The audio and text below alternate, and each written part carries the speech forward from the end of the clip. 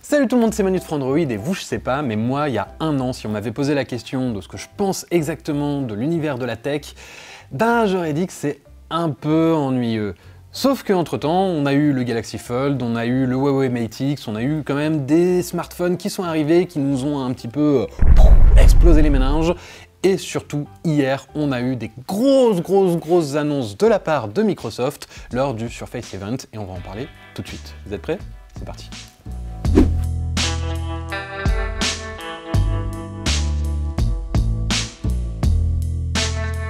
Le scénario de cette conférence était réglé comme du papier à musique. Tout le début était déjà connu puisqu'on avait eu les fuites, etc.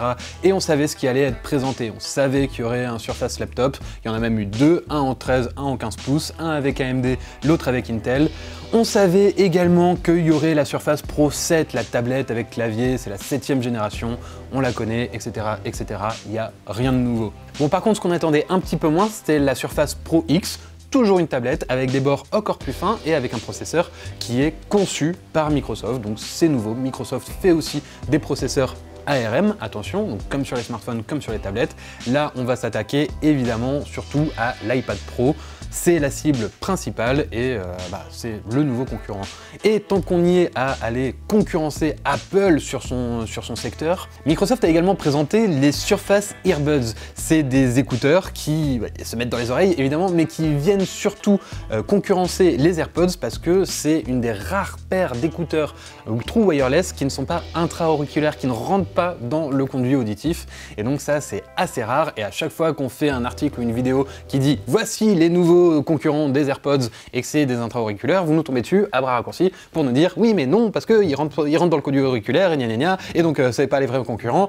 Et ben voilà, les concurrents des AirPods, ils sont là. Bon ok, ça fait toute une palanquée de produits, mais vous le sentez dans le ton de ma voix, et on s'en fout un peu, hein. Les produits qui étaient là, ils sont bien, mais c'est clairement pas les stars de la soirée. Les stars de la soirée, c'est quand Panos Panay est arrivé avec son I have one more thing. Et il a présenté, non pas un, mais deux nouveaux produits qui vont peut-être révolutionner le monde de la tech, à savoir les Surface Neo et Surface Duo. Pour moi, l'appareil qui était vraiment excitant hier soir, c'était la Surface Neo. En fait, c'est une tablette avec un deuxième écran sur laquelle on peut rajouter un clavier magnétique éventuellement. Alors toute la partie technique en fait, si ce n'est que le produit a l'air apparemment super bien fini, elle fait pas super rêver à une époque où on a des smartphones pliables avec un écran pliable. Là Microsoft nous sort une solution avec deux écrans différents et une grosse charnière au milieu. Mais en fait ce qui est vraiment innovant et qui fait vraiment rêver, c'est toute la partie logicielle que Microsoft a mis là-dedans et qui s'appelle Windows 10 X. Alors Windows 10 X, comme son nom l'indique, c'est un dérivé de Windows 10 qui est prévu pour les appareils à double écran. Et ce qui est intéressant, c'est que Microsoft ne se garde pas ce système d'exploitation puisque la Surface Duo ne sera pas le seul appareil de ce type-là qui va sortir et d'autres partenaires comme Asus, Dell, etc. vont en proposer également par la suite. Le côté super sexy de ce système d'exploitation, c'est que du coup ça gère très bien les deux écrans et ça permet de drag and drop des fenêtres à droite, à gauche, de les mettre au milieu, de retourner l'appareil pour l'utiliser en format paysage, en format portrait, etc.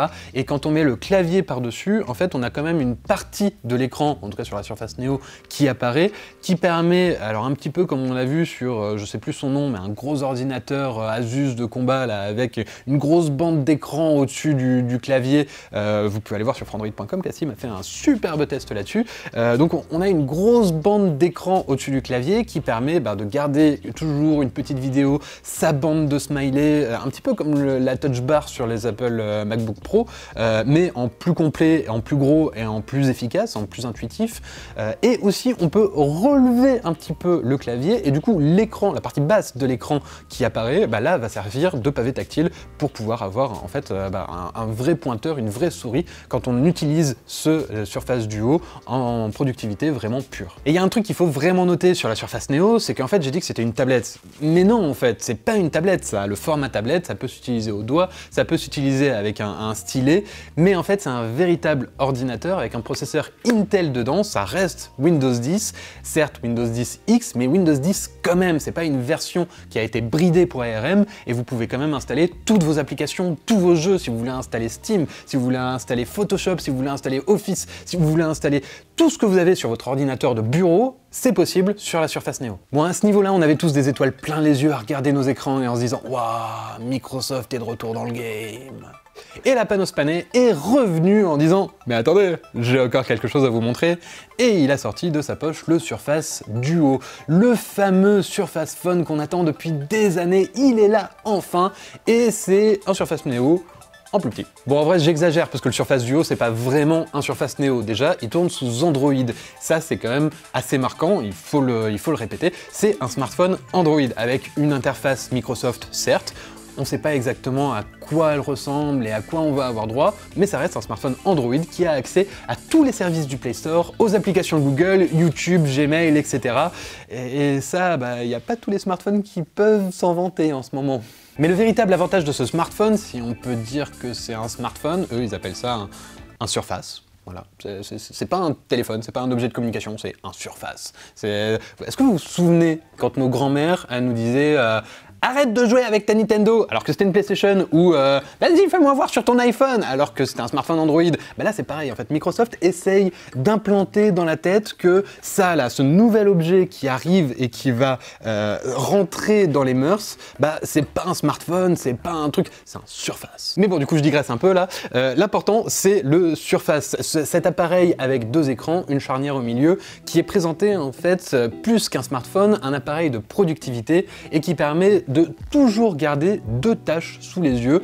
Et l'exemple principal qui est donné par Microsoft, c'est évidemment la visioconférence. Vous êtes en train de discuter avec un pote ou avec un collègue de boulot, et là il vous dit « Eh au fait, t'as vu sur ton agenda, je t'ai schedule un meeting ASAP, il faut qu'on le fasse en conf call, bref. » Et forcément, il faut fermer la conférence, le conf call justement sur Skype avec votre pote, pour aller voir votre agenda, pour aller voir vos mails, pour aller voir tout ce que vous faites, tout ce que vous avez envie de faire, et ça le coupe. Sauf que voilà, là si vous avez deux écrans, vous pouvez les garder côte à côte, et c'est ça le principal argument de Microsoft. Alors vous, je sais pas, mais moi les conf calls, ASAP et tout ça, en fait, ça me touche pas du tout. Alors peut-être que je suis pas la cible, mais en tout cas, ce Surface Duo, il me fait rêver techniquement. Je trouve que c'est un très bel appareil, mais j'arrive pas à lui trouver réellement l'usage que je pourrais lui donner pour l'intégrer réellement à mon quotidien.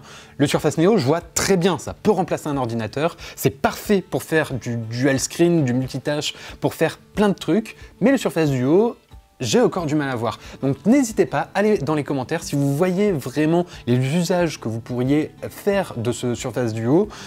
Dites-moi, vraiment, j'ai envie de savoir comment vous ressentez ce Surface Neo et Surface Duo, surtout le Surface Duo, parce que c'est vraiment celui-là qui m'intrigue le plus, et allez-y, dites-moi. Voilà, en tout cas, moi je vous remercie d'avoir suivi cette vidéo. Bien sûr, des vidéos, il y en aura plein d'autres sur la chaîne, alors appuyez sur le petit bouton rouge en dessous où il y a marqué s'abonner, mettez un petit pouce bleu parce que nous ça nous aide et qu'on aime beaucoup ça, et je vous retrouve très bientôt pour une prochaine vidéo sur un certain iPhone. À la prochaine!